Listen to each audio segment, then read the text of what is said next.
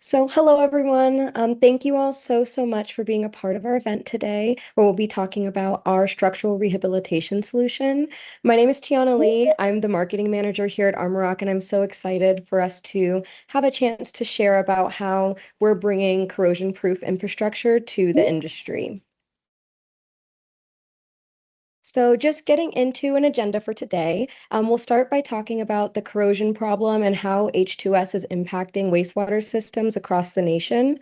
From there, we'll get into our structural rehabilitation solution. Tom and Jared are going to talk extensively about this.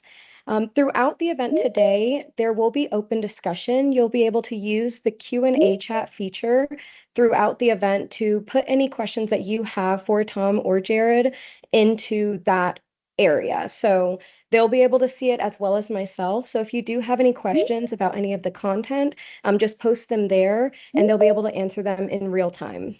We'll close out the event with a Kahoot quiz, which is where you'll have the ability to just answer questions about content and have a chance to win prizes. We have hats, cups, we have bags as well. So if you want any Armorock branded merch, that'll be your opportunity to stay on and answer some questions to win a prize. So now just getting into our speakers, our first speaker today is Tom LaRue. He is our National Director of Solutions Engineering. Tom, did you want to take a second to talk about yourself and your role? Yeah, thanks, Tiana. Excited to be with everyone again on another webinar coming up on my 1 year anniversary with Armorock and I believe my fourth webinar. So my background is civil engineering from Purdue. Was on the design side like many of you today. Was on the design side for almost 10 years and then I've been in stormwater and wastewater product roles and development over the last 10 years, including the last one at Armorock leading our solutions team, which we'll introduce the rest of those folks later on. Jared, would you like to introduce yourself? Good to have you back. Thanks, Tom. Happy to be here. Yeah, I've been with the company since 2017 with Armorock. And before that, I was with our sister company, Geneva Pipe and Precast. We've since moved on from that company as we went more towards sustainable solutions. But at that time, I was in project management and sales. And yeah, thank you for having us. While we're here, I'll tell you a little bit about the history of our company. I mentioned Geneva Pipe just a moment ago. Geneva Pipe was started in 1956 out of Utah, of all places. Vince Buscio, the gentleman here in blue, was the second generation of that family. And they built precast for the state of Utah, Nevada, all the surrounding states, some into Idaho and Wyoming. And in the 90s, Vince tells the story that they started seeing corrosion at a very high level. And we'll kind of highlight where that corrosion started hitting and why in a little while. But what you see here is where our concrete structures were starting to fail from the H2S corrosion. Vince did everything he could do to save the concrete structures. So he would add admixtures to our mixes. He would do spray liners. He would do cast-in liners, and would do all the rehab scenarios we could to help stop that from failing. Inevitably, it would always fail. Municipalities would come back to us and tell us we needed to do more. And that's what we're going to introduce you today, is what we did to solve the problem. And essentially, I'll give you the sneak peek of it. We abandoned the concrete structure entirely. It wasn't working. So we're going to be excited to introduce you to that today, and we'll get right into this one.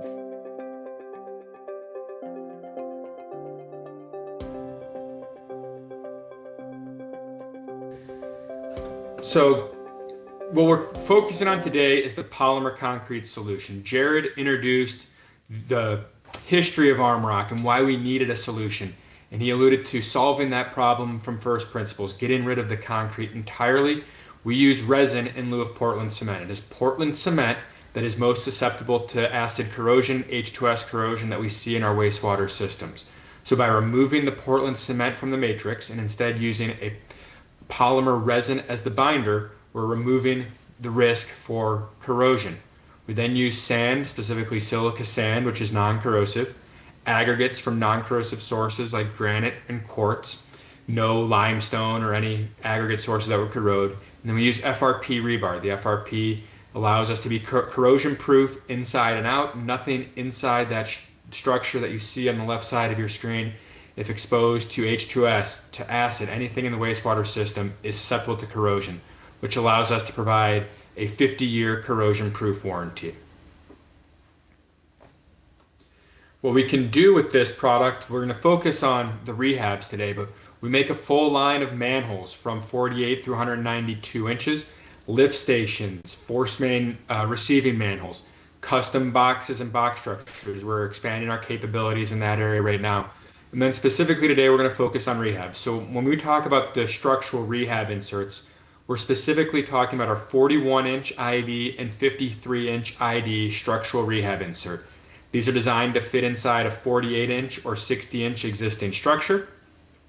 If you have a structure that's larger, we go one size down. So if you have an 84-inch structure that needs to be rehabbed, the same principles apply with using our 72-inch structure.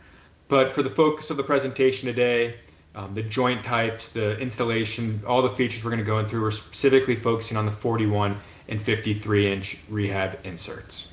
Tom, while you're there, we had one quick question come in on what's the largest we have done, and I'll answer that. To my knowledge, the largest we've done is a 144 rehab on round, and the largest square, which was done with a panel system. We're excited to talk more about the panel system in the next coming months.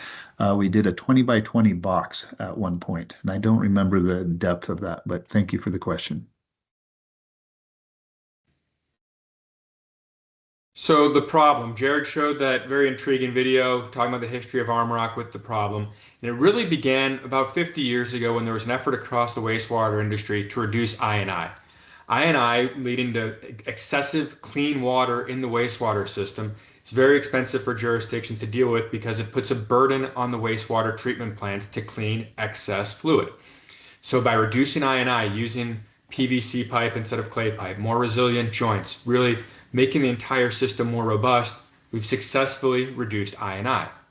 The problem with that is it has led to an increase in the concentration of the effluent and an increase in H2S gas flowing through that system. You know, in civil engineering, we like to say the solution to pollution is dilution. So when you stop diluting the wastewater, the pollutant, the H2S, is going to increase and increase the rate of corrosion that we're seeing in the system. The increased rate of corrosion has led to an increase in the rehabilitation frequency and the rehabilitation cost. This becomes exponential as the infrastructure ages. Over 45% of the infrastructure, of the wastewater infrastructure in the country, is over 50 years old. So as that all reaches the end of its useful life, those costs escalate.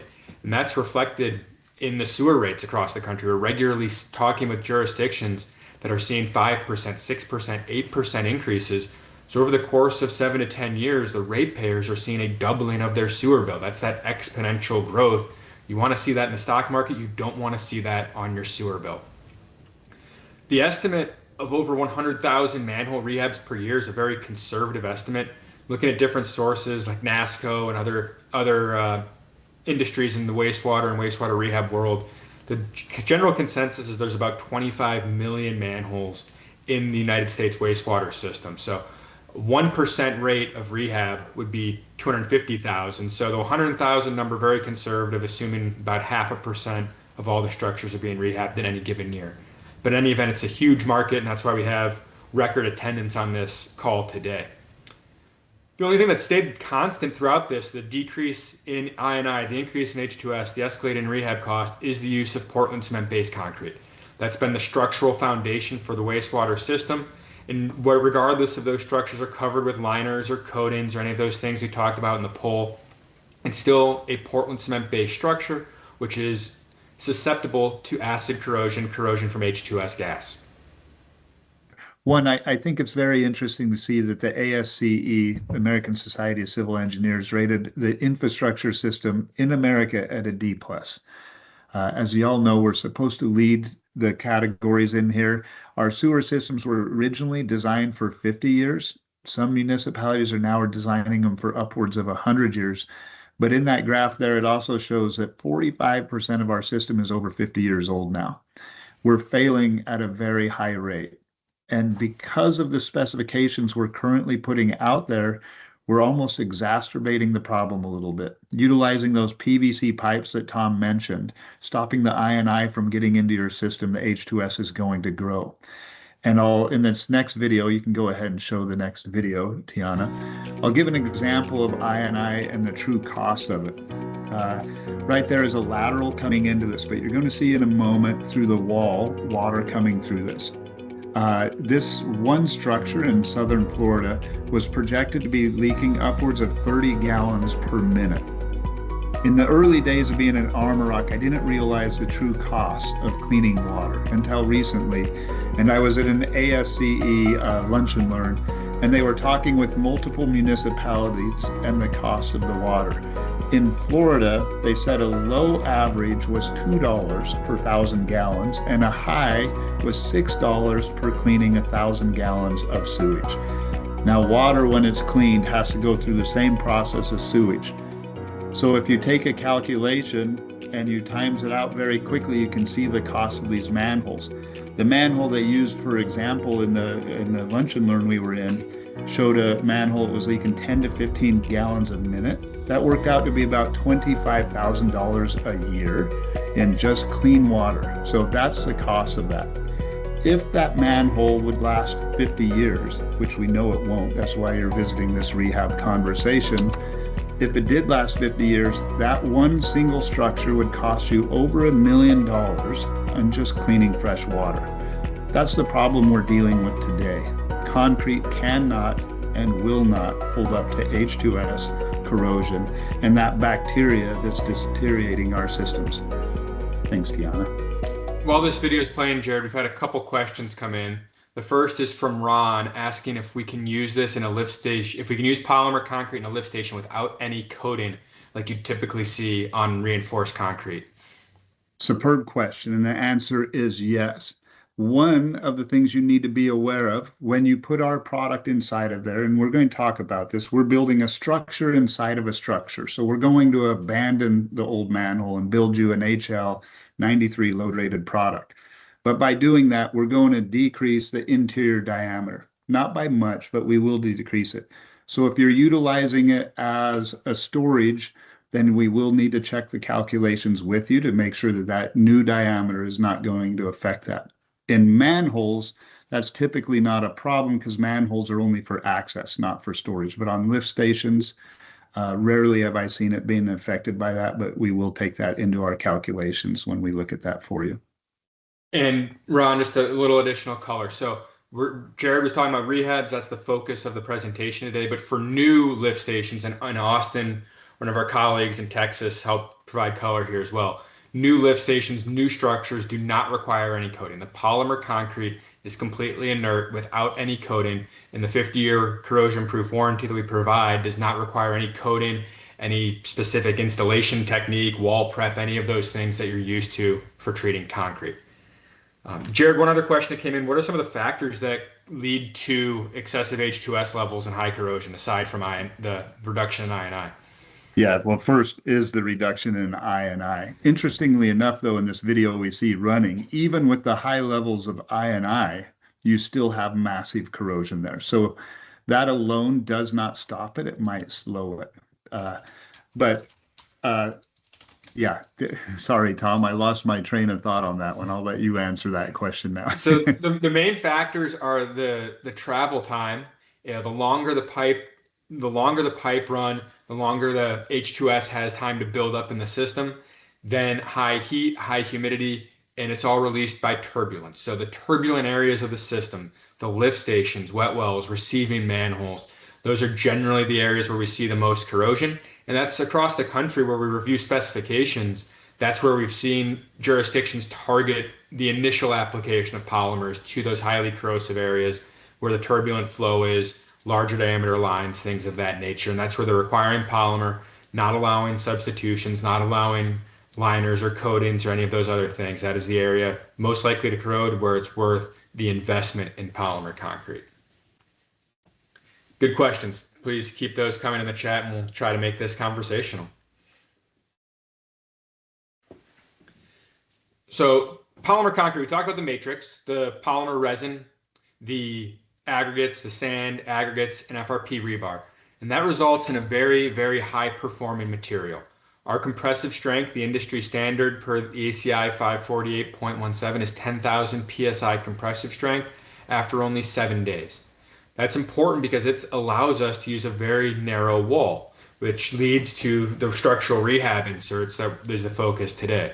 We use a 2-inch wall on our 48 and 60-inch manholes. So for the 41 and 53-inch rehab inserts, they have a 2-inch wall, which allows us to slip line effectively inside a 48-inch manhole with only a 7-inch reduction in interior diameter. Same thing with a 53, going to 53 instead of 60, 7-inch reduction, and then there's a 1.5-inch annular space.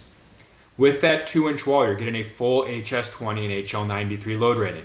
That is not dependent on the condition of the existing structure. It is not dependent on any backfill. You don't have to slurry it to achieve that strength. You do need to fill that annular space, but it is not necessary for the structural strength, the HS20 and HL93 load rating of the structure.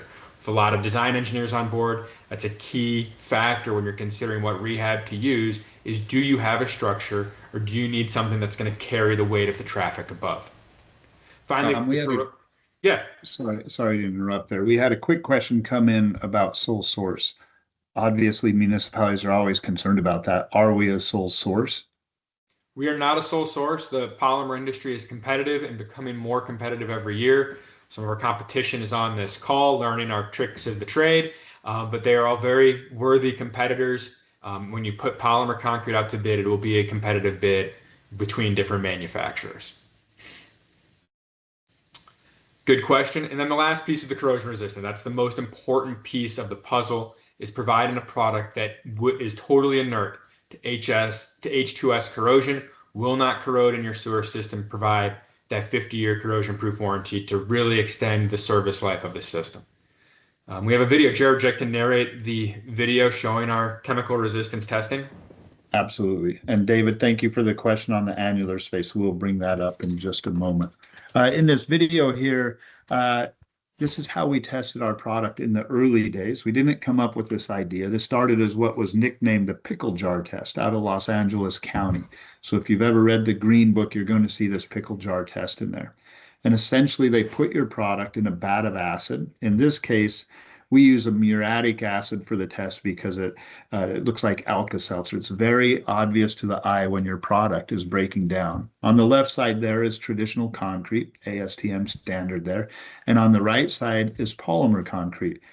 Also notice in there, you'll see that green dot in there. That's that FRP rebar that Tom told us about earlier.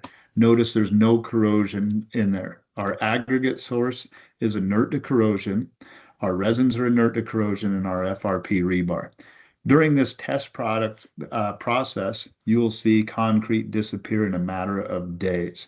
It's a simple test. Anybody can do this in their work yard or such. If you do it, keep in mind it is a muriatic acid. You need to do it outside and keep it away from your tools in your garage because they're rumored to ruin tools in your garage. And this slide here, this is interesting. This is really the basis of the rehab, and we're going to pause it here in just a moment.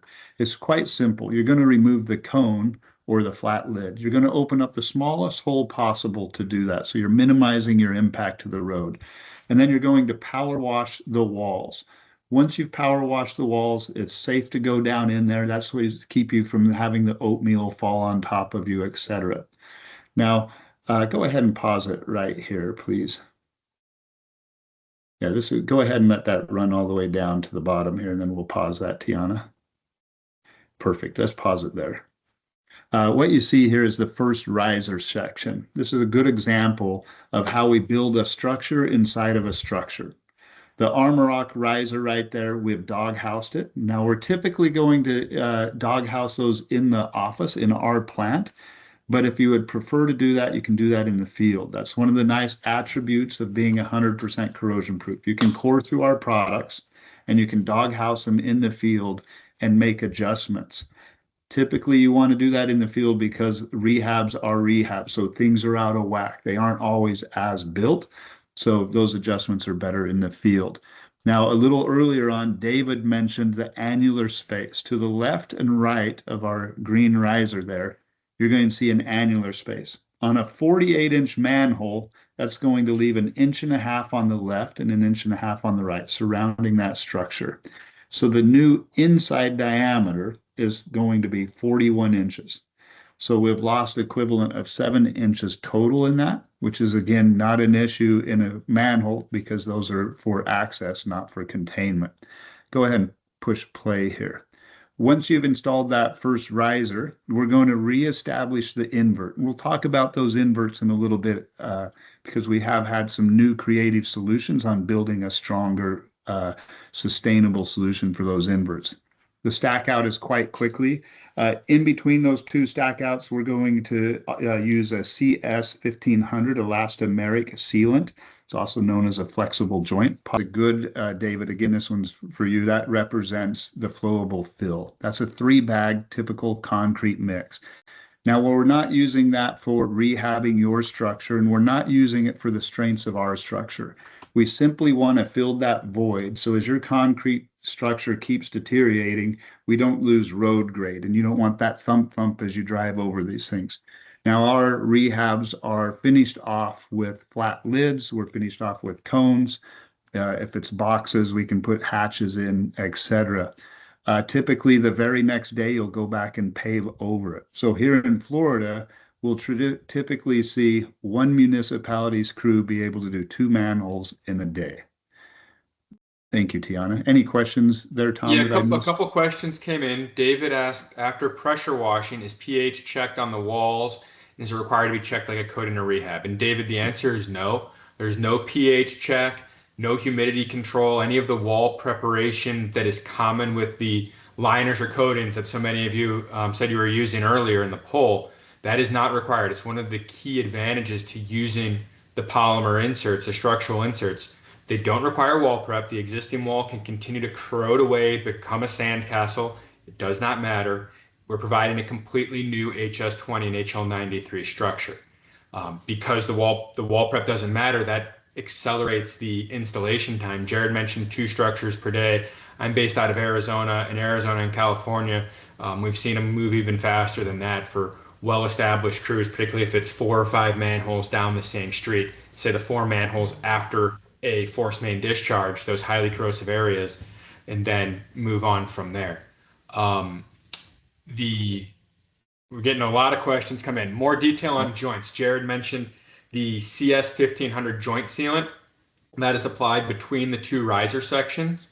The default riser section height is 6 feet tall. We'll put the CS 1500 on the top of the riser. That provides a fully watertight seal. We verify that with an air test at our facility. That's passed all of our testing. Great joint there. That's a recent innovation that our engineering teams worked on. Tom, I'll take the one from Ron here. Yeah, absolutely. There's 2 more that follow behind it that are very important to catch up to. Ron says, on new lift station construction, will polymer concrete 60 or 72-inch diameter be competitive with regular RCP with coatings? Answer is we're close. We're not perfect. On bid date, if you look at the bid, we're going to be usually 30% higher. So there is a cost difference there. Where the value comes in is when you look at the constructability of our product. As Tom mentioned, there's multiple things that have to go on before you rehab with the spray coating. You need to sandblast it or acid etch it. You need to power wash it. You need to check your pH. You need to reestablish that concrete structure, typically with some sort of cementitious product. And lastly, you have to stop the I&I. When you bring those construction costs into it, we're extremely competitive. In fact, you'll find that most of the time we will save you money. So yes, we're highly competitive with those. Thanks for that question, Ron. And then we have another one. The middle hole has to be predetermined. So we're referring to the lateral you see in that picture right there. It does not. And commonly when you're rehabbing a structure, those as-built drawings just don't exist in our system anymore. So knowing the exact depth of that is very difficult. And to the next question, which is about the invert, when you readjust the height of that invert, when you're rebuilding it, that lateral would be off of where you think it was going to be anyway. So we would encourage you to spray that lateral that you see on screen now, or cut that lateral on site. And you can do that with a typical coring machine. It does not wear out the bit any longer, but even though our product is half the thickness of a traditional ASTM standard, you're going to see it takes a third longer to do that coring. So just slow down your machine, let the machine do the work. And when it's done, it's going to look like a terrazzo floor, and you can bolt in your boot or do whatever type of connection best fits for you. And then I will finish up with Jay. How are you rehabilitating the manhole bench? Uh, as we mentioned, Armorock has been around quite a while now. In fact, we branded the company in 2010. We were working towards polymer solutions all the way back in the 90s. And we've never chased the rehab market until recently because we just weren't satisfied with what was out there. In current standards, when rehabilitating inverts and walls, it's just the same. It's the spray liners, it's the additives, it's the cementitious materials. And just to be frank, they just end up failing. So we just haven't pushed this market too much. Recently, we've been working with a company we'll be announcing here soon. We're quite excited about it. And they have come up with a polymer grout, very similar to our material, that went through that pickle jar test and had the same type of results we had. And we'll be Tiana, do you want to go to offering, slide, Tommy, do you want to go to slide 15? Just click two ahead. Well, this came up, so we'll go a little out of order, but we'll accommodate the audience and go to provide the visual for Jared here. perfect. So what we'll do is, yeah, I did jump ahead there. Sorry about that, No, it's Tom. perfect. When the audience gives you a segue, you take it. Yeah. And it's such a great question. We enjoy talking about it because, as mentioned, we did not have the right answer for this. We feel we are there, and this is going to give you the municipality the sustainability that's necessary. So this polymer grout is going to give you the abilities to fill large voids, even in moisturous areas, which typical rehabilitation manholes are. You can rebuild that entire thing, rebuild around the pipe. You tie it 6 inches up on our wall, and it becomes an integral part of our product, doing everything it can to stop I&I from getting through that wall, stopping I&I from getting behind the product, which is more important, so that we don't have a degradation of your invert. So that's pretty exciting.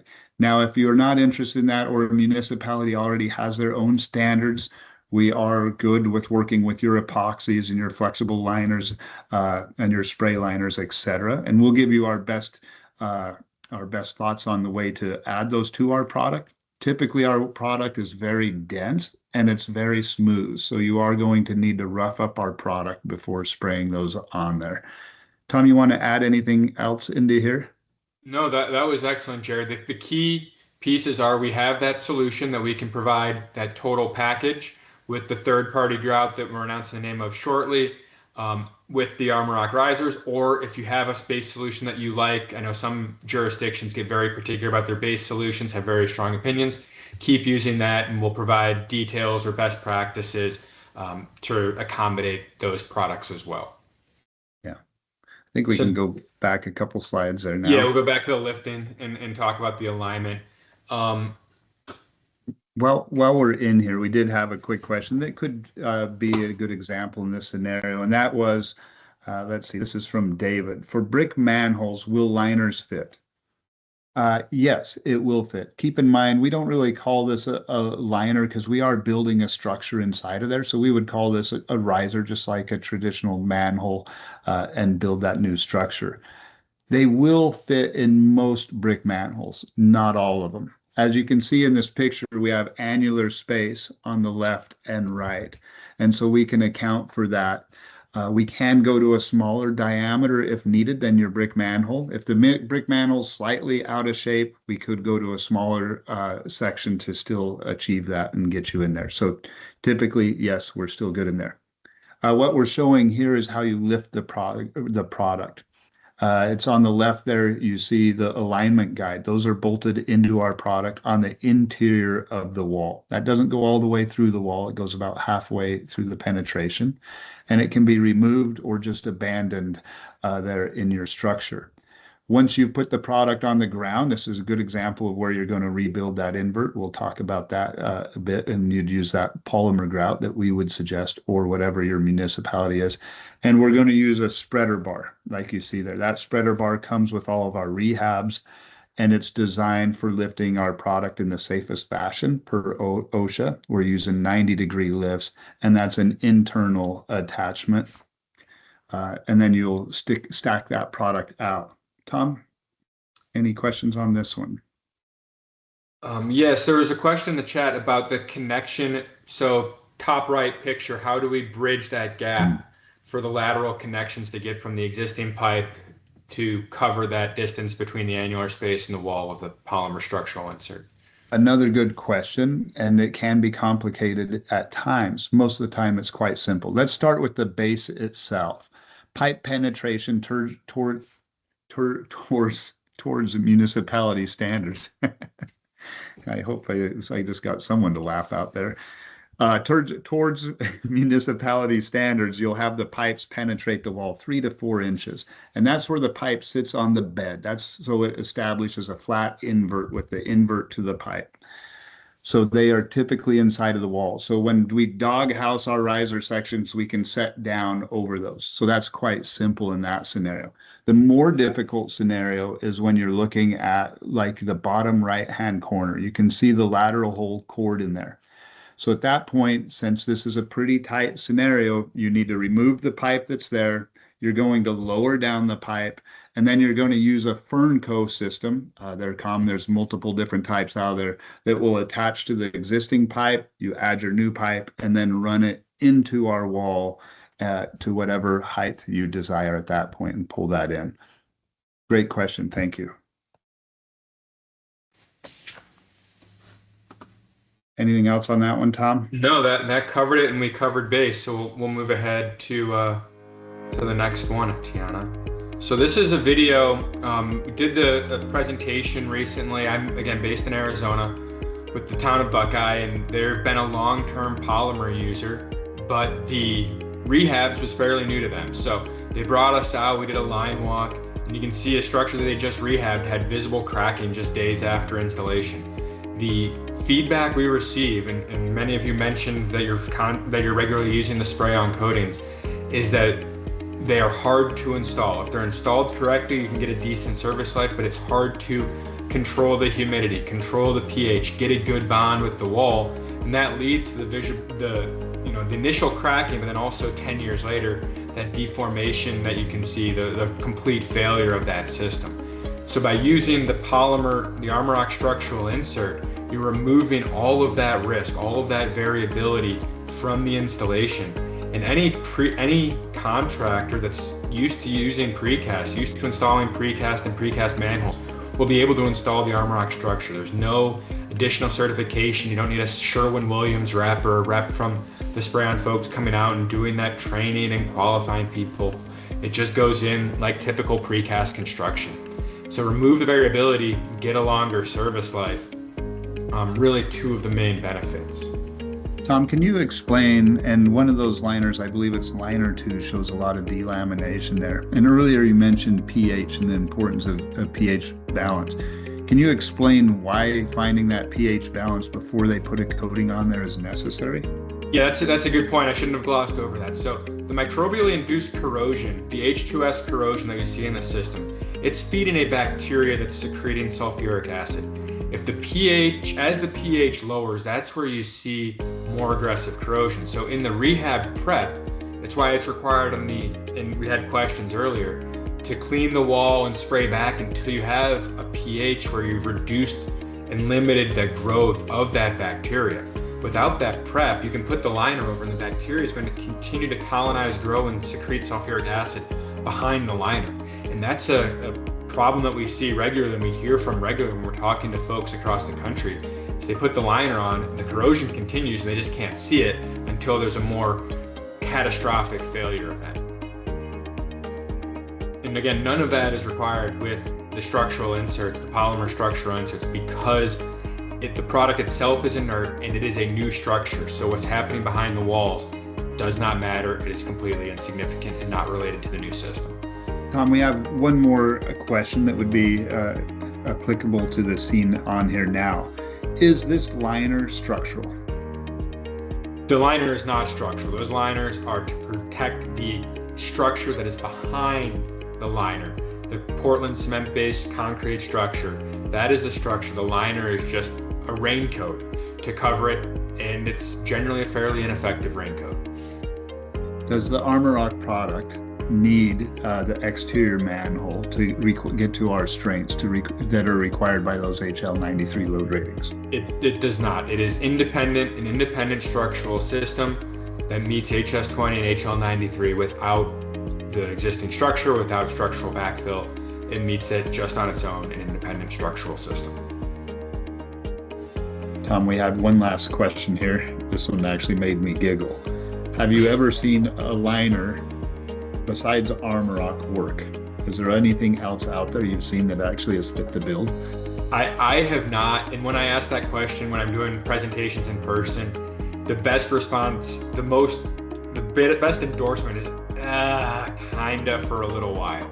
It's no, I have not met someone who's, yes, these are awesome, these are solving our problems. I think the best way I've kind of talked about that in the past is there is gold, silver, and bronze standards. It all depends on what you need in your municipality and the location you're going to. If you're looking at some of these structures that are extremely deep, you've seen high levels of I&I and high levels of corrosion. You clearly need gold standard product there. And you should probably keep that in mind as you're going through specifications and designing your systems. Design for your needs. I think that's all the questions on this one that I've seen. There's a couple more that have come in. I think we'll tie those into another conversation and possibly here. I think so, yeah. So this is just a few pictures, again, showing that base repair. You can use the products that we've been independently testing or your preferred product, repair the bench, place the insert, and then backfill that annular space. And then we'll go on to the next one, Tiana, and provide the overall comparison. And we've hit on most of these things today, but it's good to summarize. The Armorock product, independently HS20, HL93 load rated, no wall surface prep. There is a small interior reduction, and it does not conform to shape. We do occasionally come across those where losing 7 inches of ID, or if it's an unusual shape, but not the best solution. But otherwise, with no specialized installation training, a 50-year warranty versus 2 to 10 years, I think 2 to 5, 3 to 5 is the most common in our poll this morning. 3 to 5. And then the lack of pH control and humidity control is really what sets the Armorock Rehab inserts apart. We'll talk quickly also about structural performance, and Jared was mentioning this earlier. Again, the Armorock structural inserts are a structural product. When you compare that to a traditional concrete structure, you can see this is a simulation of that. As that H2S is corroding away the wall, you can come in and rehab it. The rehab shown with the blue, you can see the corrosion behind it. You're not fixing the structure. And the ASTM standard for a concrete structure requires 1/12 of the diameter plus 1 inch. So a 48-inch structure requires 5 inches of wall. So if the corrosion is eating away a 1/2 inch or 1 inch of structure, you're no longer meeting that standard, and your HS20 and HL93 load ratings are jeopardized. As you continue to go through that cycle, we do talk to some jurisdictions that are fairly proactive and will continue to reline every 5 to 10 years. What's going on behind that wall is water is getting in, theobacillus is getting in, the rebar is rusting, it's expanding, leading to additional cracking within the structure. Along with the cracking and spalling, you can see from the surface with the creation of gypsum and entringite corroding away the surface wall. You again have that additional cracking inside, greatly reducing your structural capacity. Marisol, yes, absolutely can be used as new manholes. That's our core business, 48-inch through 192-inch structures, brand new manholes. Reach out to the team. We're happy to help in that area. Jared, what else do you have? Yeah, we had another quick question here. Seeing that you're an engineer, Tom, and a pretty darn good one, at what point in this scale that you see here can you, the engineer, no longer stamp this for being a structural item? If it was my stamp, which I'm fairly protective over, I would not stamp it if it didn't meet the ASTM requirement. If it's not 5 inches, I wouldn't stamp it. And when I ask that questions of design engineers, we have, I think it was over 50 on this call, I would suspect most of them wouldn't either. Most of them are, oh, we're doing the relining, they're not restamping it. And now the jurisdictions, the owners, again, dozens of them, 50, 60 of them on the call, they no longer have the product that they originally paid for that's meeting its design requirements. So that's where when you have that corrosion, we have that loss of section, using a structural solution is very much in the best interest of the engineer, the jurisdiction, and the contractor to reduce liability and provide a better solution. So, Tom, if this manhole implodes on itself, which unfortunately we've seen in Florida many times, and the road caves in, who's liable for that at that point? That's a great question, and there's a lot of finger pointing. And the best way to do that is avoid that situation and use a structural solution that is corrosion proof, that's going to actually extend the service life of the structure and not just put a band-aid on top of a degraded structure. We had a quick question. I can answer this one that came in from Earthworks. Do you have to block, flow, or pump around your manholes during the rehabilitation process? It really comes down to the amount of flow that's going through there, and that is a great question. Commonly, we will see people put through what I believe is called a flow through. That's where they have two air packages that will block off the pipe and have a smaller pipe that runs through the invert to allow flow through there. If the flows are too great, then you would potentially have to do a bypass there, or you could even hold it at the pump station. As we mentioned, installing our products very quickly. So I have also seen them hold it at the closest lift station. They'll hold it there and have a back truck on call and pull that off if needed. So you can install quickly, but flow throughs seem to be the quickest and easiest way so you can get in there and rehab in those emergency scenarios. Thanks, Jared. And we really do appreciate the questions today. This has been a very active group. It makes it more fun for Jared and I, so we appreciate all that coming in. While we wrap things up, we'll talk about cost here very quickly. We've alluded to it throughout. Our rehab solution, the structural rehab inserts, are slightly more expensive than liners and coatings. It's competitive. It's very competitive. And we talked to jurisdictions here in Arizona where they are leaning toward just using polymer for all of their rehabs because the performance delta is so great.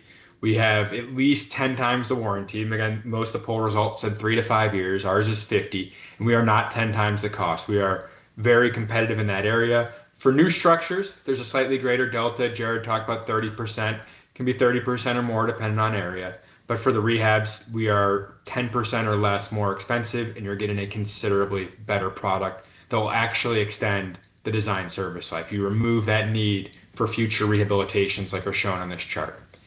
Jared, you want to talk about some of the different ways folks have gone about their rehab and preventive maintenance? Yeah, I do. Essentially, what we've found with municipalities, there's two types of municipalities out there. There's a proactive municipality. That's what this graph really represents. And there's a reactive municipality. We see both of them commonly. The one common thread we see out of all of them is that they're all looking for sustainability. They know that their rinse and repeat scenarios on rehabbing isn't working any longer. So let's give you two types of scenarios. In high corrosive areas, it's very simple to see if you're staying proactive that those rehabilitations are going to be around that 10-year mark. That's what you see on the screen here. So put a manhole in, you coat it. 10 years later, you coat it again. 10 years later, you coat it again, and then coat it again. Typically around the 50, 60, 70-year mark, if you stayed up on your rehabilitation, more than likely, per those ASTM standards, you've lost so much material at that point, nobody dares keep it in the system. So you typically are going to have to abandon it and replace it. On a reactionary system, you would think up front the rehabilitation costs are going to go down because they're probably only going to do one rehabilitation in 50 years. And what they typically find is they go in, they'll rehab that, and a few years later, they have to replace the manhole. To give you an example of costs on manholes, I was actually talking to a municipality and I was sharing with them one here in northern Florida told me that to replace a 48-inch manhole, 17-foot deep, cost them $700,000. And like most municipalities, they have a one-up story. And the one in Central Florida told me they replaced a 48-inch manhole, which they believed was 15 feet deep. And it cost them over $1 million to replace that structure. That's the true cost of corrosion in your system. We talked about the I&I costing upwards of $1 million in 50 years in these high leakage manholes, while replacing them is equally as expensive. The polymer solution gives that full stop to that problem. Thanks, Jared. We promised we'd introduce you to the rest of the team. And so the solutions team, I'm based out of Arizona. Chris Juman is in North Texas, a longtime engineer with Armorock, experience at 2 of our 3 plants. Alex Schooley has worked at our Florida facility, account management roles, been on site for probably the second most projects behind Jared. He's covering Florida in the Northeast. Drew Tanner's out of Salt Lake City. Daniel Short, a new hire with extensive lift station and kind of the specialty product design experience from a major national design firm, is in North Carolina. And Misty Brown, with several years of experience in wastewater systems, is in Southern California. Now the sales team. Yeah, thank you. I'd like to add something about the solutions team before I introduce the sales team. The nice part about them, they're all highly educated. The majority of them are engineers. And what we, the sales team, use them for the most is we go in there and we open up the doors with municipalities and we work on pilot programs with you and getting projects in the ground so you yourself can see them. Once municipalities have chosen to go towards a solution, then they reach out to our solutions team and they work with you on specifications that best fit your system. Thanks, Jared. We appreciate the plug. And to have them on our team, and they do a great job. And I know that municipalities will love working with them. They take out all the gray areas of what a salesperson brings in. And they give you black and white information. They give you structural calcs. They give you all the science behind what we're doing. And then you can write specifications in your municipality that make sense for your municipality. And they will do whatever it takes to make sure you can make the right decisions. So for our sales team, incredible team. This team grows, I mean, countless amounts growing over the last year, and we are excited to announce that this is still growing. Our team is very passionate about what they do, and when you get an opportunity to meet them, you're going to see that passion. They're very intrigued by what's going in our sewer systems, and we want to be a part of making solutions that are green for our futures. In Northern California, Gary Carter, a fabulous man. He's a great friend of mine. In Washington, Oregon, we have Izzy, one of the most brilliant young ladies you'll ever meet. Southern California is Ryan. You'll love doing a lunch and learn with that guy. He will make you laugh, you'll have fun, and he's highly knowledgeable. Keith and Kirby in Arizona, they know precast as well as anybody out there, and they'll be happy to help you. McKay, if you want to go roping or ride a horse, he's your man, and he's highly passionate about it, and again, very entertaining. Matthew Buston, another great friend of mine. He knows his stuff and is excited to work with you. Myself, Jared Johnston. Then we have Sean Sosa up in Washington.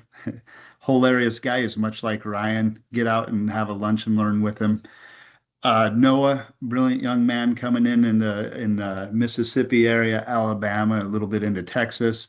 Antoinette, a dear friend of mine in the Carolinas, just the friendliest person in there, and she has the best follow through in the team.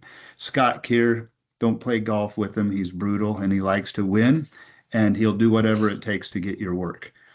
Central Texas is Austin Black. Austin came up in the pump world, so he knows a lot about lift stations. He understands the corrosion story as well as anyone.